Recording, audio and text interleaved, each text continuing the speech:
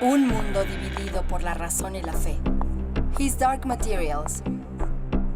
El podcast de la serie de HBO. Bienvenidos al final de esta temporada, no al final de His Dark Materials, pero sí al final de la segunda temporada. Este episodio se llama As a Hater y para platicar de él tengo enfrente a mi gran amigo Toño Sempere. Hola Mario, y sí, no nos puedes hacer eso de al final. No, hay muchas cosas que quedan pendientes por fortuna para la siguiente temporada.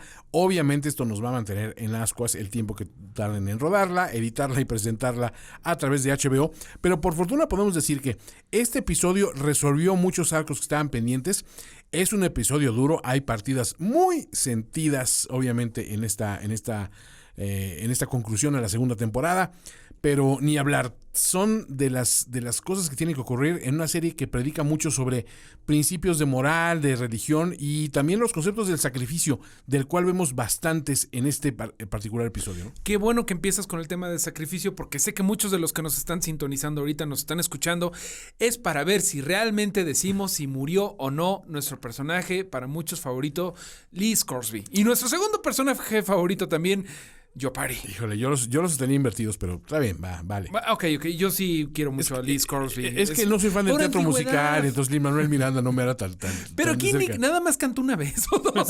Y además ya por antigüedad, él ya lo vemos desde la primera temporada. Y por otra parte, también Lee Scoresby tenía un demonio más simpático, ¿no? Porque Hester era muy simpática. Era muy simpática, era muy Cotor era simpática, pero pues hasta... Ay, mira, tenemos que empezar por ese sacrificio, por esos dos personajes que, a mi parecer, en efecto, quizá los volvamos a ver como flashback o en otros planos, en otras dimensiones, porque si algo nos ha enseñado His Dark Materials es que podemos visitar otros mundos, claro, pero definitivamente están muertos. Y es una serie que habla también de ángeles y de espectros y de cuestiones así y de demonios.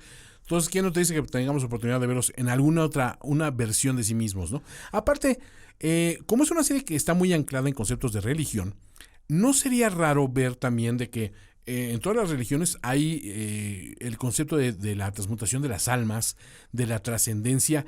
Puedes encontrar una existencia en otro plano y puedes encontrar también una forma de influir en los eventos de la gente que te cercana, ¿no?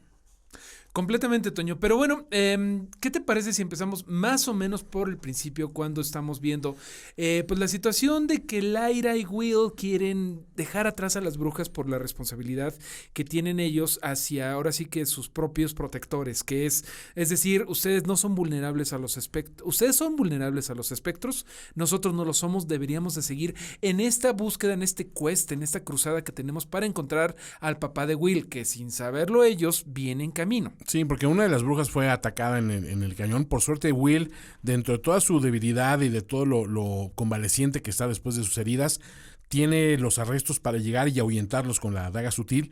Pero aún así vemos la expresión de esa bruja y lo que habla, ¿no? De ese enorme vacío que sintió, de ese frío, de esa situación de desesperanza, que es lo que la embarga cuando la atacan los espectros.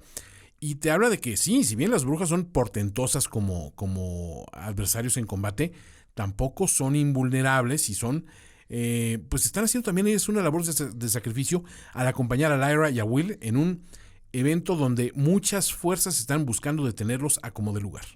Completamente. Una de tantas fuerzas, y yo creo que la más formidable, es ni más ni menos que la madre biológica, si bien no espiritual, de Lyra. Sí. Estoy hablando de Coulter, que anda por ahí, que incluso las brujas en un acto de bondad deciden ir a cuidarla porque le avisan a Serafina, a Pécala, que hay una mujer adulta con un demonio, es decir, del mundo de Lyra, vagando en Cittàgazze, pero lo menos que necesita ella es protección, porque ella es el peligro, ¿no? Ella, pero qué horror, Mario. Esa escena muy cruel, ¿no? Es muy cruel porque obviamente esta bruja llega y se acerca y a verle si está bien. Y en ese momento Coulter está tomando el abrigo del aire y la está oliendo, se está acordando de su hija y pasa de ser esa madre en pos de una hija desaparecida a ser la persona que le arrebata la vida vilmente a una mujer que venía pues a cuidarla en un gesto de empatía, ¿no? Y una vez más vemos esta situación de el mono dorado de Coulter viéndose aterrorizado por la presencia de los espectros, y ella hasta lo ve con un desprecio y hasta con una especie de diversión por a ver cómo reacciona y su su única admonición es deja de quejarte, ¿no? Stop whining, ¿no?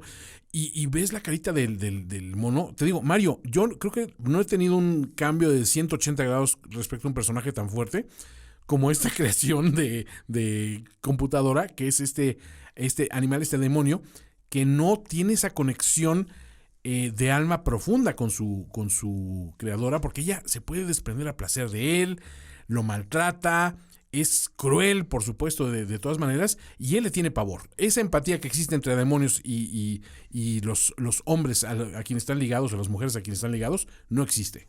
No existe precisamente porque Coulter no tiene humanidad, ¿no? Lo sabemos que pues el mono dorado que habíamos dicho que le llamaremos Maldis es como su repositorio de un alma vacía. Y esta alma se queda más vacía que nunca porque antes de morir le saca a la bruja el verdadero nombre de Lyra, que era un componente que nosotros como audiencia no sabíamos hasta el momento, porque se había mencionado, Fra Pavol había dicho en el episodio pasado que es la madre de los humanos, pero aquí nos confirman que el segundo nombre de Lyra es Eva. ¿Y qué implicaciones tiene eso, Toño? ¿Qué es Eva sino la primera que mordió la manzana que le dio a Adán en esta visión un poco sexista, si quieres? Pero ella fue la provocadora del pecado original, que recordemos que el magisterio lo ve como pecado, el conocimiento, y hay una vertiente de pensamiento en His Dark Materials y en general que dice que el conocimiento no es malo, pero Eva es la primera que provoca todo esto. Sí, y el magisterio tiene esa conceptualización obviamente machista y sesgada de lo que representa el mito de Eva, que es la tentación, el sucumbir ante la tentación, ante placeres carnales, en aparte comunicarlos al hombre, que no, el hombre no iba a sucumbir, pero fue culpa de ella, ¿no? Tiene esa carga constante que dices, oye, ese subtexto realmente como que está bastante cuestionable bajo cualquier óptica, pero ellos lo mantienen muy bien y creo que responde mucho a lo que es esa sociedad, ¿no? Una sociedad profundamente machista, condescendientes de las mujeres. Ya Lord Boreal pagó con su vida el atrevimiento de sentirse superior a una persona que le va muchos pasos adelante a él y a muchos otros en esta partida, en Marisa Coulter. Pero sí, obviamente ella, su preocupación es decir, si Lyra es Eva, es esta concepción de lo que tenemos como del pecado y de la libre voluntad y toda esta cuestión, sabe que va a ser atacada. Entonces, ¿qué tengo que hacer con ella?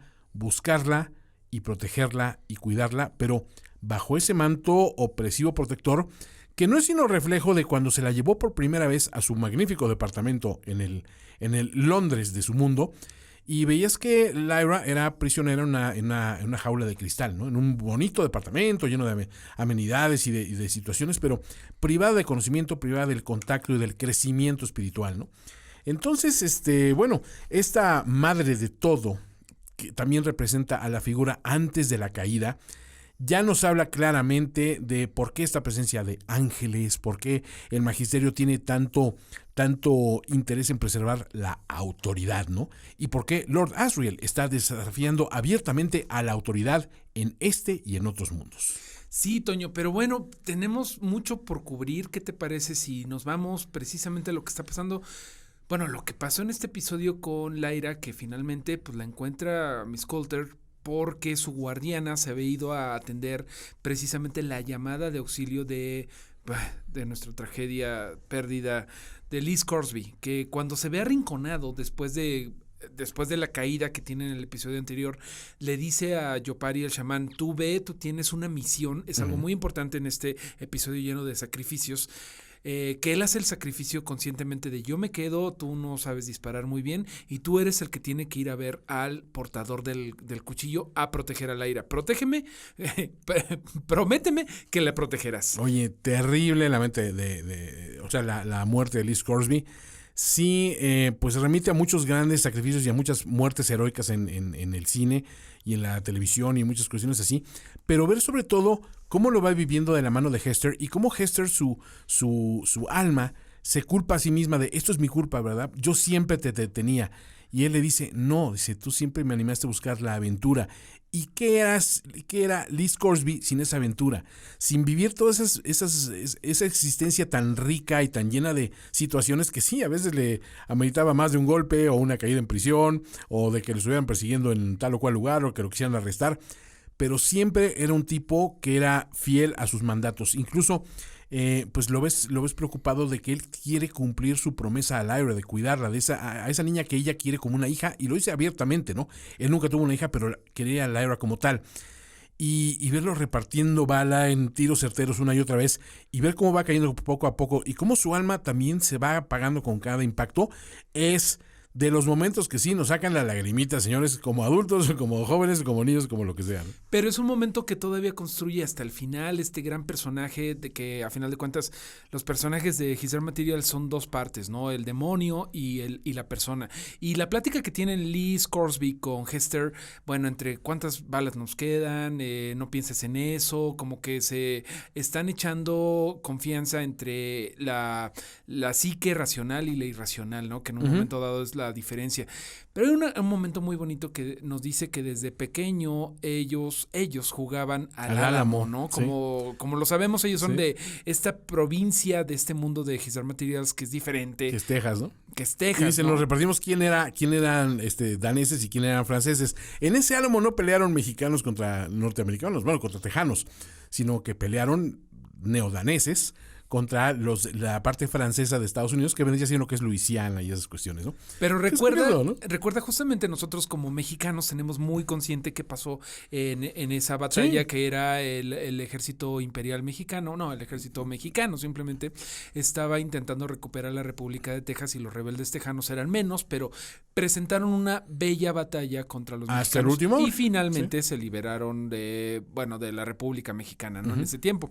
Entonces, creo que es un bonito momento de El Álamo de Lee Scoresby, ¿no? Sí. Somos poco, soy dos, o sea, soy uno, el único que puede disparar porque la liebre nunca aprendió, y aún así se lleva por lo menos, yo conté a 30. No, bastantes. O sea, es curioso que también en terminología militar, determinar un lugar como Álamo es el último reducto donde vas a mantener tu última defensa. Dice, en caso de que todo falle, este es nuestro Álamo. Y es precisamente el lugar donde reúnes lo que te queda de municiones, donde te puedes pertrechar y donde puedes causar el mayor número de bajas antes de casi seguramente caer o de sostener tu posición hasta que llegue ayuda. Entonces, Scoresby es lo que hace. Simplemente, él detiene al grueso del pelotón y entonces Joe Parry en su vida, pues digamos que le gana algo de tiempo, ¿no? Para que logre ir a alcanzar su misión. Se sacrifica de esta manera, no sin antes invocar, obviamente, a Serafina, a ver si puede llegar a asistir en los últimos momentos, pero desafortunadamente es demasiado tarde para él. Serafina siente lo que está pasando y se reserva de ir, pero va a instancias de Lyra, ¿no? Porque Lyra sabe que esa gente que le está ayudando a ella no es nadie si no puede intentar al menos protegerla. Eso es un buen líder, el que protege tanto a la gente a su cargo como se deja proteger, ¿no? Claro. Hay un momento muy bonito cuando Serafina Pekkala desgraciadamente llega tarde, ya vimos que Hester se vuelve humo y le dedica unos minutos que yo pienso que puede ser algo importante aquí, aferrándome a palitos de pino para la esperanza justamente, pero veamos si no hizo algo Serafina con el cuerpo de Lee Scoresby. Sí, no sabemos si es una invocación, si es un hechizo, dejemos una la protección. esperanza simplemente. Esperemos que este no sea el último capítulo, pero es cierto que también ante su ausencia vemos también que paralelamente vemos la figura de Yorick, el rey de los Panzerbjörn, ¿no? Y está presenciando como un pedazo de glaciar está cayendo. No sé, como que es también simbólico de su amigo, ¿no? De su amigo Lee Scoresby que está muriendo en otra parte. No sé si estén conectados de esta manera que puedan sentir cuando uno y otro muere, pero al menos así te lo refleja la filmación de este episodio, ¿no? Completamente, pero la acción sigue y aun cuando ya piensas que ya este episodio ya cobró bastante sangre, todavía falta una gran tragedia porque tenemos un encuentro que llevamos esperando por lo menos temporada y media, ¿no? Desde que conocemos a Willy, la situación de él viviendo en el Oxford, de nuestro mundo, por así decirlo, con una mamá que tiene problemas psicológicos debido al abandono de su padre, las cartas que le dejó, lo importante que era la figura de John Parry, idealizado por Will Parry, finalmente se encuentran frente a frente. Y no es tan terso como podría esperarse, sobre todo por parte, me parece, de Joe Parry. Sí, creo que él... Esta es mi tesis. A ver. Él no es el mismo hombre que salió de su casa, definitivamente. Ya no digamos de nombre, Mario. Las vivencias que le han tocado experimentar, esa cuestión de darse cuenta de que él había pasado de un mundo a otro y no sabía cómo regresar a ese otro mundo. Y ante la imposibilidad de regresar al mundo donde estaba su hijo y su esposa, se resigna y busca ser la mejor versión de él en esta gran narrativa que implica proteger a tantas personas a través de tantos mundos. Y cuando lo ve, sin embargo, la primera pregunta es, ¿y tu madre? ¿No? O sea, ¿a qué le pregunta? No, ella está a salvo, está todo bien. Y entonces ya se da un poquito de espacio para hablar con su hijo, pero su hijo no se lo va a poner fácil. Y su hijo incluso le dice, tú no me puedes hacer preguntas ahorita, tú tienes que responder muchos de mis cuestionamientos. Y tiene razón. Hay a quien le puede parecer un poco injusta quizá la postura de Will tan distante y eso. Al contrario, Will es un niño que tuvo que madurar y convertirse en el guardián de su propia madre ante la ausencia de su padre. Han pasado tantos años que no puede experimentar, o sea, no es el encuentro idealizado que nos hubieran mostrado otra serie menos evolucionada, digamos, de, ay, sí, corre los brazos de mi papá y ya quedó todo perdonado y ya después aclaramos las cosas. Esa barrera sigue estando ahí. Esa barrera entre mundos también se hizo una barrera emocional entre ambos. Y yo creo, Toño, que esta serie nos dice una y otra vez que el conocimiento por el conocimiento no es el objetivo, no te deshumaniza. Lo vemos con Lord Asriel, que lo único que le importa es ganar la guerra contra el magisterio y por lo tanto liberar el conocimiento y por eso sacrifica a niños pequeños. Y me parece que Yopari, si bien no llega a la crueldad, me parece que en ningún momento vemos crueldad nivel Asriel. No. Vemos que él ya está viendo más allá y él ya él le comenta, ¿no? a Will que precisamente porque no pudo regresar se empezó a dar cuenta de que tenía que luchar por todos para luchar por él. Sí, ok, que heroico y está luchando por todas las... Es un buen argumento. Por todas las existencias, pero al final de cuentas él es un padre. Es un buen argumento, mas no es una justificación. Creo que hay que verlo de esa manera. En el momento que él habla incluso también de que Will mismo va a tener una gran responsabilidad, ya tiene una gran responsabilidad en manos, y olvidémonos de la figura física del cuchillo. Esa responsabilidad de ser un guerrero, de encontrar ese valor dentro de sí para sacar adelante a, vamos a decir, los buenos en esta gran guerra que va a terminar todo el sufrimiento. ¿Qué clase de responsabilidad es esa para poner en los hombros de un adolescente, no? Y además, un adolescente al que le han estado diciendo constantemente, desde el principio con Giacomo, que le dice tú eres el portador del cuchillo, hasta el mismo Pan que le dice, oye, no te sientas tenso, pero Lyra cree que eres su mejor amigo y no que eres tan valiente, ¿no? como Yorick Burnison, el rey de los osos armados. O sea, sin presión, ¿no? Pero se lo dice yo que para infundirle ese valor, ¿no? Sí, pero imagínate la presión que te digan, eres tan valiente como el rey de los osos armados. Así que oye, tú eres igual de valiente que este oso polar acorazado, ¿verdad? A mí me gustaría ser tan valiente como el líder de los ositos cariñositos, ¿no? Algo más realista, ¿no? Pero bueno, finalmente Yopari, después de decirle toda esta responsabilidad y provocarle todavía más daño a la psique de Will, que acuérdate que él ya era responsable de su madre desde antes de que empezaran estas locas aventuras a través de las dimensiones, le dice finalmente, fíjate en lo que te has vuelto sin mí, eres un guerrero, y finalmente sí le dice algo que lo estaba esperando yo muchísimo en esa reunión, le dice, lo siento mucho.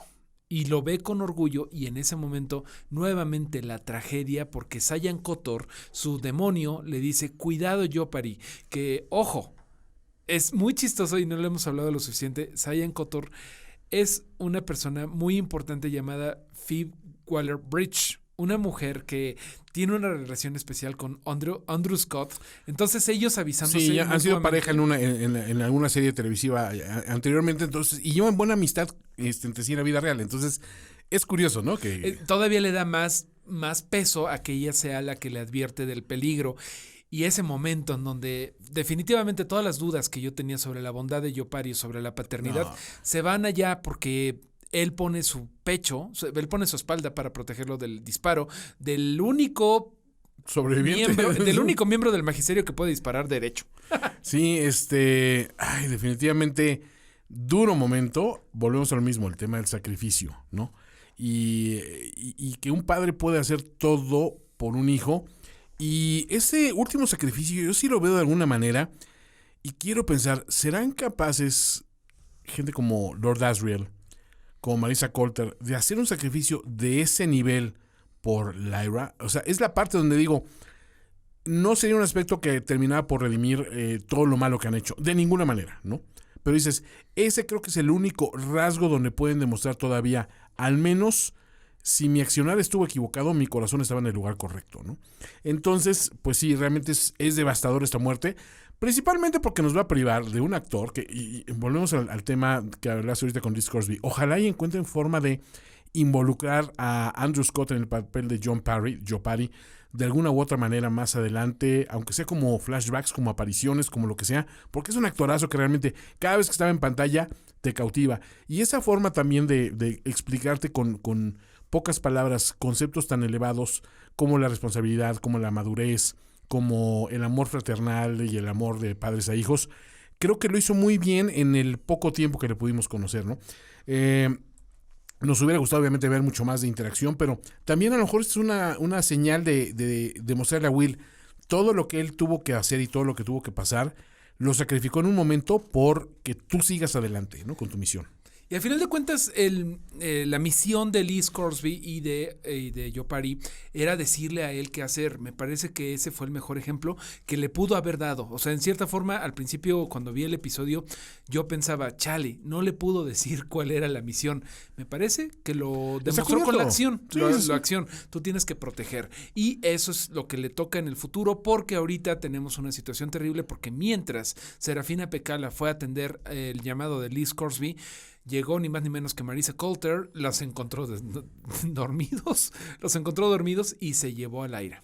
Sí, y eso le cuesta la vida a una de las pocas brujas que la habían librado hasta ese momento, consumida por los espectros antes de siquiera poder despertar. Esa es una de las muertes que, quizá por las otras muertes predominantes de Scoresby y de Joe Parry, no nos pegó tan fuerte como debería, pero a mí se me hizo de lo más cruel, o sea, muy, muy fuerte. Y de pronto vemos que sí, obviamente va a caer Lyra en manos de Marissa Coulter, y pues al final de cuentas esperemos que esas palabras que tuvo con Will la última vez que intercambiaron pues pensamientos e ideas, que fue es que yo alguna vez tuve un mejor amigo y lo dejé morir y no te quiero decepcionar, no te quiero traicionar, pero sí te considero mi mejor amigo, ¿no? O sea, porque ella estaba despierta cuando tenía ese intercambio con Pan, ¿no? Y Will respecto a la amistad. Y se ve que ella tiene un afecto especial por Will, ¿no? Y sabe lo que ha pasado, porque de alguna manera ella también se crió sola, ¿no? Entonces, creo que esa empatía entre ambos tiene que ser el último motor, porque también cuando vemos a Will, después de enterrar a Joe Parry con ese pequeño montículo de piedras, y que regresa por este gran abrigo de explorador y se pone la capucha y todo, ya lo ves transformado quizá en ese guerrero que su padre le dijo que tenía que convertirse, ¿no? Y eso, pues, no sé si es mero simbolismo o me estoy dejando volar la imaginación, pero siento que vamos a ver un crecimiento drástico de ambos personajes en la siguiente temporada, porque, entre otras cosas, Lyra comenta con Pan de que ella siente que ya está cambiando.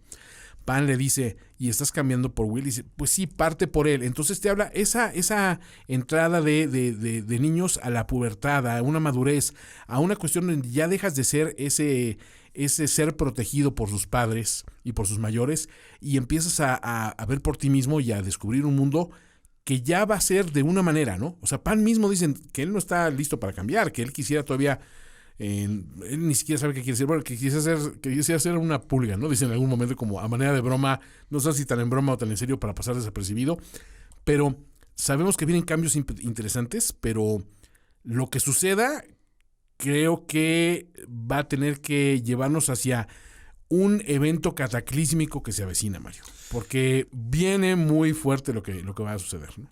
Generalmente en trilogías la segunda parte es la más emocionante y en donde todo está perdido para llegar a un tercer movimiento en donde las cosas llegan a un final, no necesariamente feliz, pero sí un final un poco más positivo para los protagonistas. Estamos llegando al segundo final del segundo libro, a final de cuentas vamos más o menos concurrentes sí, con los libros de Philip Pullman. Estamos hablando de que esta es la adaptación de La Daga Sutil.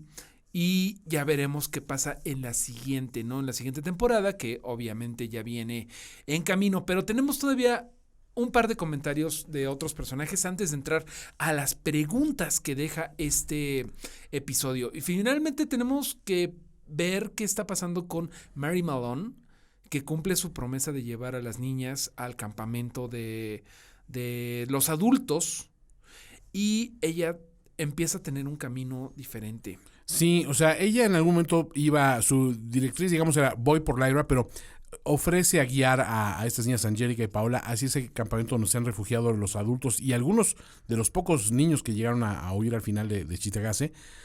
Todos huyendo de los espectros, por supuesto, y con todo y que le extienden la invitación de aquí estarás segura y serás bienvenida, tú nos caes bien y todo, ella sabe que tiene algo más que hacer, y sabe que tiene esa comunión con los ángeles, y de alguna manera preguntándoles a través del I Ching y todas esas improvisaciones que ha hecho para comunicarse con ellos, ya empieza a ver un sendero frente a sí mismo, y dice que su camino va a ir siendo marcado por acontecimientos a su alrededor. Entonces, por eso cuando ve a estas niñas que le provocan una cierta lástima, pues decide acompañarlas. Ahora ya las entregó, ya puede ir en pos de Lyra y ver qué es lo que está pasando. Pero obviamente pues estamos hablando de una persona que está confiando en figuras angelicales que, están motivadas por la venganza, pero son ángeles.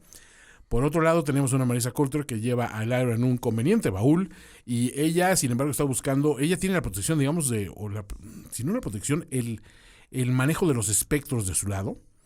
Y por otro lado vemos un magisterio que ya prepara ese gran conflicto, porque el magisterio tiene agentes de la autoridad diseminados por múltiples mundos, ¿no? Y esa es la advertencia que hace Joe Parry también. Entonces, ante todo esto, ¿qué tenemos? Tenemos a un Lord Asriel que al fin lo vemos frente a frente con los ángeles. Y estos ángeles hay como que situaciones, ¿no? Porque la misma Ruta Skadi llega a advertirles a sus amigas brujas, oigan, es que escuché hablar a estos horribles criaturas, a los Cliffghasts, de esta guerra que viene y de cómo Lord Asriel está buscando el Aes-Heter, que es, y sin esta arma no va a poder prevalecer. Pues ese Aes-Heter, pues, o sea, a final de cuentas, es el punto de conflicto que tendremos en la tercera temporada, porque eso va a definir todo. Pero los ángeles ya se manifestaron de una manera mucho más clara, ya tienen voz, Mario. Completamente voz, apariencia, y qué bueno que mencionas el Aes-Heter, que es el nombre del episodio, porque es lo que nos va a definir qué es lo que está pasando y es lo que necesita Lord Asriel para triunfar o no sobre el magisterio en esta o en otras dimensiones. Y finalmente llegamos a este personaje que no habíamos visto en toda la temporada, que ya habíamos platicado que se dio una situación bien interesante en donde ya habían terminado la filmación de todo lo principal y nada más faltaba el episodio standalone con James McAvoy como Lord Asriel, su episodio que explicaba qué había estado haciendo durante todo esta temporada, y la producción de His Dark Materials inteligentemente dijo, tenemos que sacarla para no atrasarnos. Afortunadamente pudimos, gracias a los tiempos, producir antes de que la pandemia pues, nos tocara en todo el mundo. Se me hizo bien interesante ver finalmente a James McAvoy. Había mucha especulación de si lo veríamos o no, y lo vemos en una escena, él solo hablando con ángeles y demandando su ayuda. ¿Estás conmigo o estás contra mí? Una actitud muy Marisa Coulter. A final de cuentas, por algo había amor. Este es el final del destino, el regreso a la libre voluntad. Se avienta un discurso, pero tremendo por ahí, ¿no? Habla de crear una república del cielo, arriba y abajo una república de ideas, ¿no? Y de no confrontarlas, sino ayudar a un crecimiento. Son temas nobles, falta ver que se puedan cumplir, ¿no? Lo que sí es muy claro es que estos ángeles, al menos si lo están escuchando, dicen, sí, estamos contigo, ¿no? O sea, ellos tienen algo que saldar. Ahora, cuando se habla de que él está buscando destronar a la autoridad, ya vamos a leer esto en términos bíblicos, está desafiando a la figura divina, ¿no? Entonces, creo que es la parte bien interesante de estas cuestiones. Va a haber que tener muchas lecturas antes también de escenarios, ya sea en textos religiosos o en otras obras de ficción donde los ángeles se han revelado ante los dioses, o las formas angelicales, porque también existen de estas variantes en otras religiones.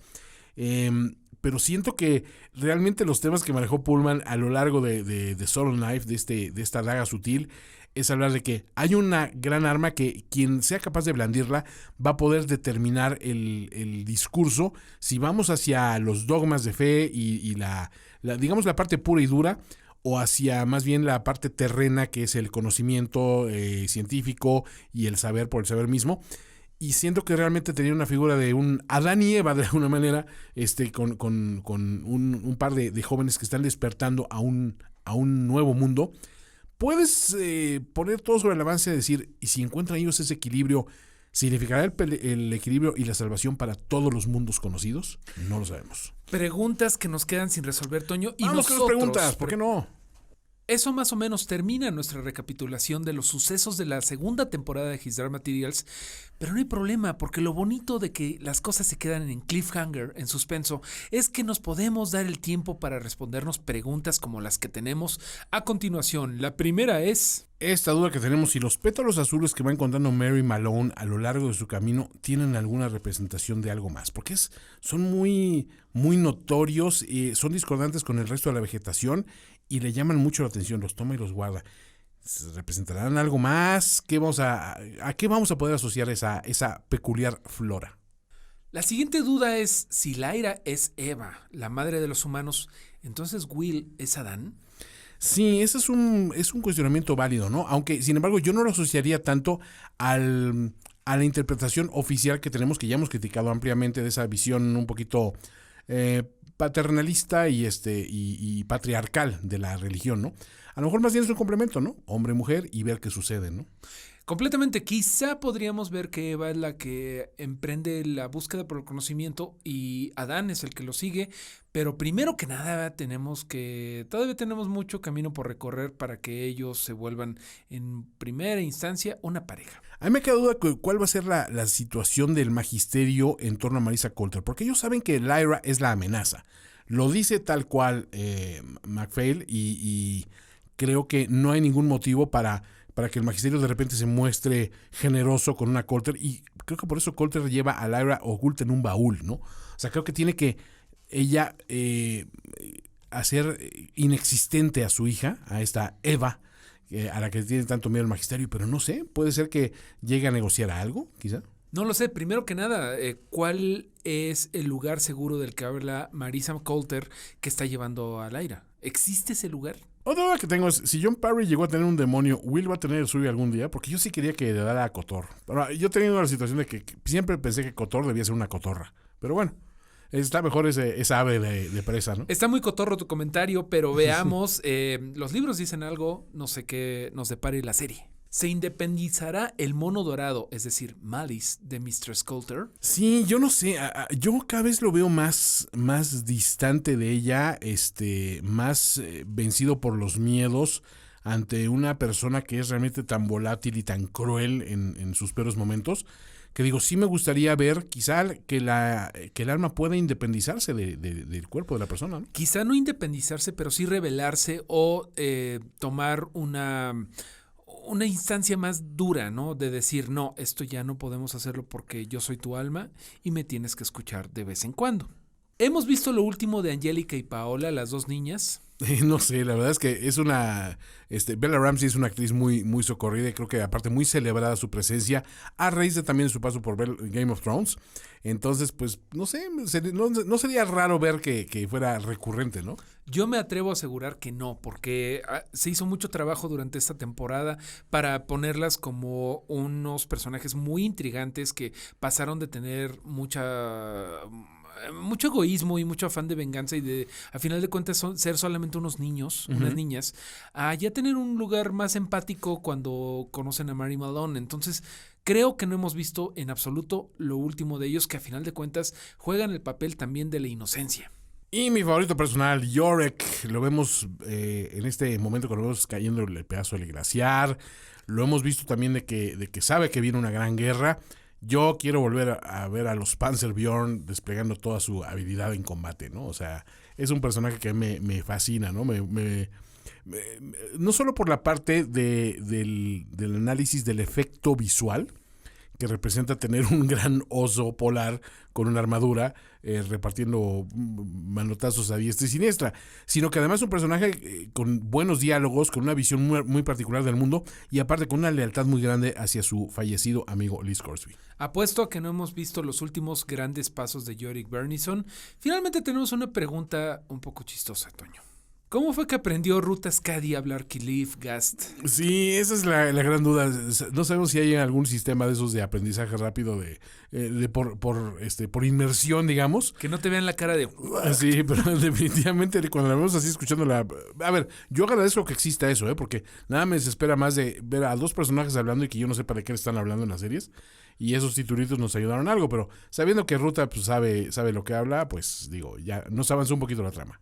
Toño, tenemos mucho tiempo y mucho espacio para especular lo que viene en His Dark Materials. Este es el final de la segunda temporada. Nos da espacio todavía para leer los libros, si son ustedes muy fans, para entrarle a todo lo que hay en internet, que es otro mundo. Yo creo que el cuchillo sutil de hoy en día, la daga sutil, es el internet. Sí, a final de cuentas, yo intento mantenerme alejado de los spoilers, pero si quieren escuchar, digamos, más sobre estos temas, pues por supuesto, pueden ahondar también en otras series también de HBO que hablan de cuestiones de fantasía y sobrenaturales. Ahí tenemos la gran riqueza que te da Game of Thrones y otras producciones también interesantes que se avecinan. Yo estoy en redes sociales como @finísimapersona. Yo como Mareo Flores, y nos pueden escribir, por supuesto, en las redes de HBO Latinoamérica, en donde leemos todos sus comentarios. Y pues nos vemos para una próxima temporada de His Dark Materials por HBO. Hasta luego, amigos.